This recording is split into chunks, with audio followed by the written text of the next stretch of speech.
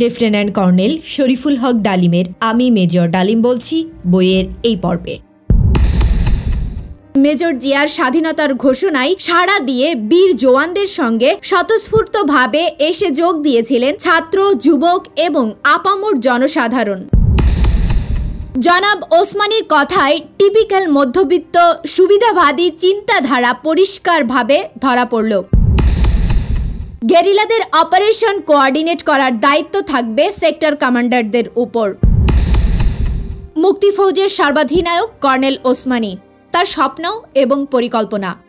মুজিবনগর হেডকোয়ার্টার্সে আমরা পৌঁছানোর পর কর্নেল ওসমানী মুক্তিযুদ্ধ কিভাবে শুরু হয়েছিল, বর্তমান এবং ভবিষ্যৎ নিয়ে এক বিশদ বিবরণ দিলেন।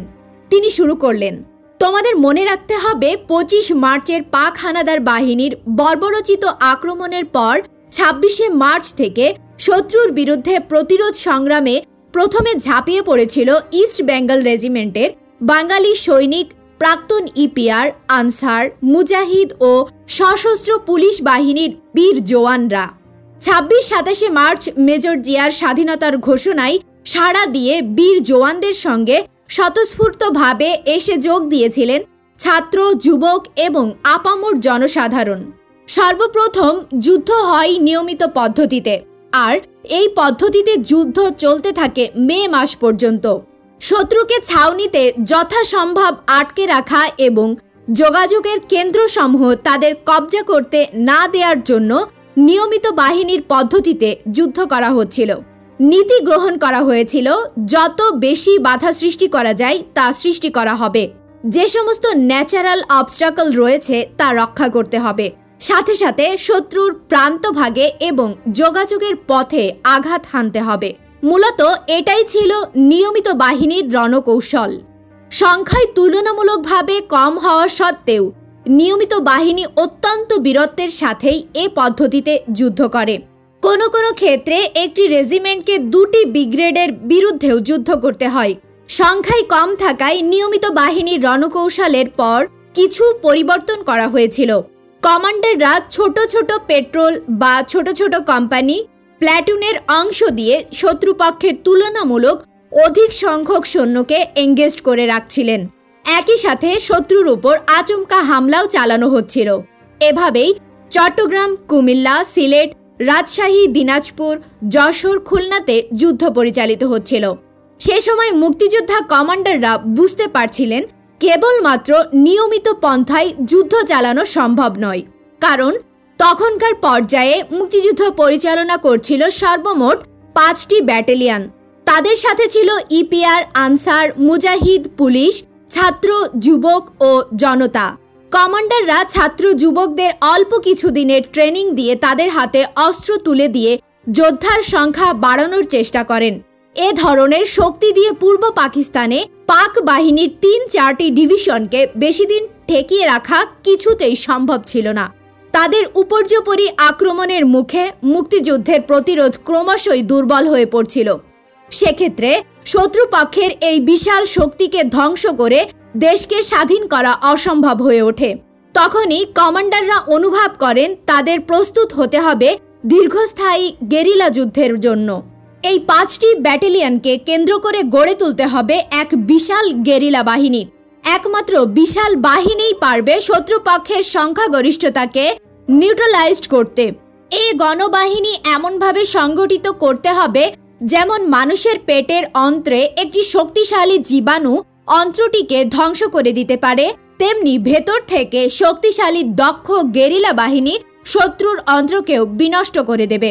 এছাড়া দেশকে স্বাধীন করা সম্ভব নয়, কারণ শত্রুপক্ষের সংখ্যা বেশি, ওদের বিমান বাহিনী রয়েছে, তাছাড়া সম্বলও তাদের অনেক বেশি।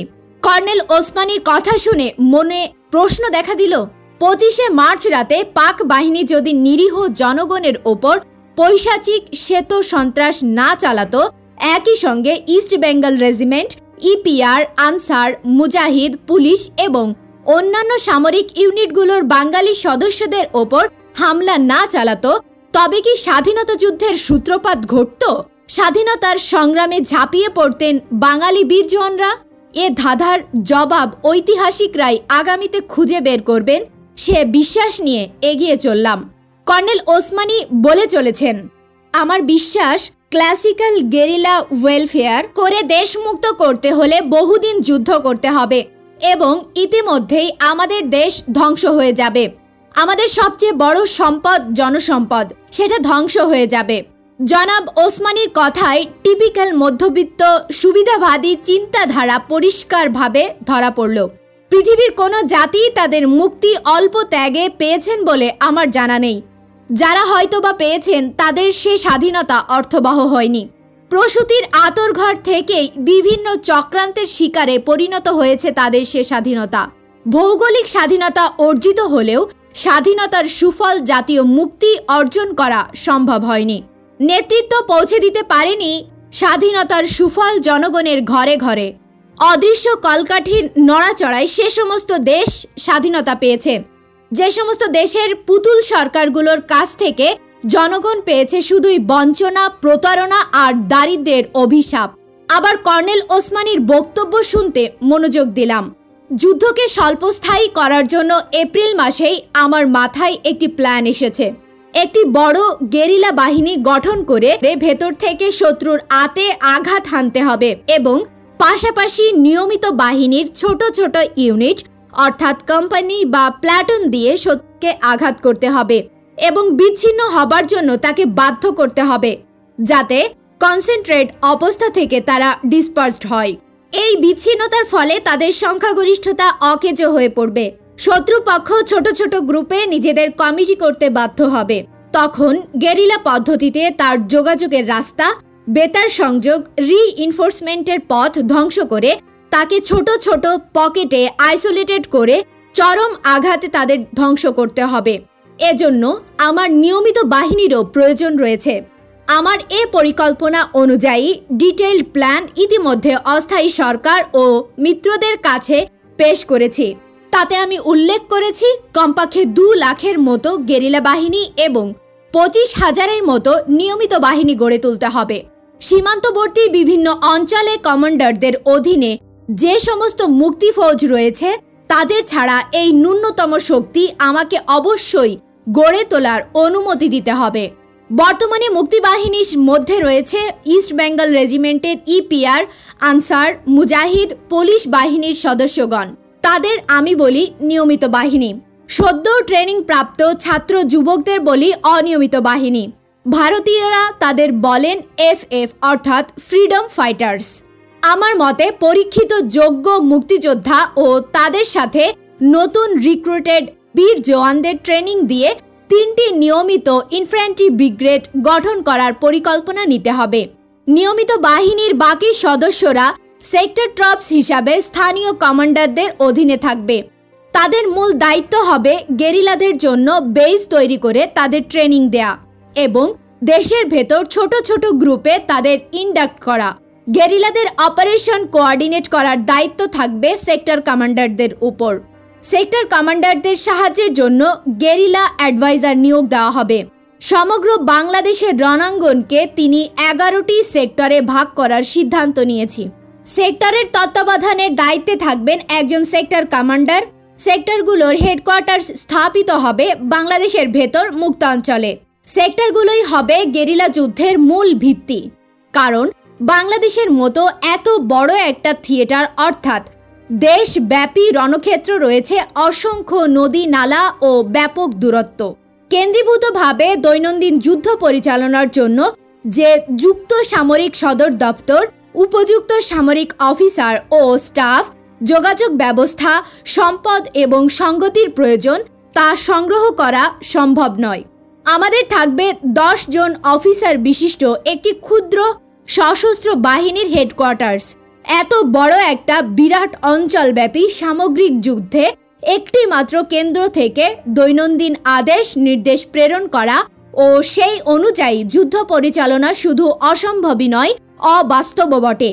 তাই আমি আমার কমান্ডারদের কাছে আমাদের জাতীয় লক্ষ্য, রাজনৈতিক ও সামরিক বিবেচ্য বিষয়সমূহের সঠিক মূল্যায়ন এবং শত্রুর বিরুদ্ধে আমাদের কার্যক্রমের কোনো পথ উন্মুক্ত রয়েছে ইত্যাদি বিষয়ে সঠিক চিত্র তুলে ধরার জন্য যথাশীঘ্র যথাসম্ভব সেক্টর কমান্ডারদের একটি জরুরি বৈঠক তলব করার চিন্তা ভাবনা করছি। জাতীয় লক্ষ্য আমাদের বাহিনীর করণীয় বিভিন্ন সেক্টরের কার্যক্রমের সমন্বয় সাধন এবং সাংগঠনিক ও যুদ্ধ পরিচালনার নীতি নির্দেশ জারি করার দায়িত্ব হবে আমার হেডকোয়ার্টার্সের। আমাদের নির্দেশের পরিপ্রেক্ষিতে প্রত্যেক সেক্টর কমান্ডারের নীতি নির্ধারণ ও স্থানীয়ভাবে তাদের দৈনন্দিন যুদ্ধ পরিচালনার ব্যাপারে সিদ্ধান্ত গ্রহণের পূর্ণ ক্ষমতা থাকবে। সেক্টর কমান্ডারদের সাথে লিয়াজা অফিসার এবং মুক্তিযোদ্ধাদের মাধ্যমে যোগাযোগ রক্ষা করে চলার ইচ্ছে রয়েছে আমার। এছাড়া আমার কমান্ডারদের সাথে প্রত্যক্ষ যোগাযোগ রক্ষা এবং যুদ্ধের অবস্থা সম্পর্কে সরাসরি অভিজ্ঞতা লাভের জন্য আমি এক সেক্টর থেকে অন্য সেক্টরে যাতায়াত করব প্রয়োজনে। কর্নেল ওসমানীর যুদ্ধ প্রস্তুতির বিশদ বিবরণ আমরা তিনজনই মনোযোগ দিয়ে শুনলাম। তার বক্তব্যে সামরিক প্রস্তুতির বিশদ বিবরণ থাকলেও মুক্তিযুদ্ধের মূল বিষয় তথা রাজনৈতিক দিকটির সম্পর্কে তেমন কিছু বললেন না তিনি। বইটির ধারাবাহিক অডিও বুক শুনতে চ্যানেলটি সাবস্ক্রাইব করে সাথে থাকুন। ভালো থাকবেন।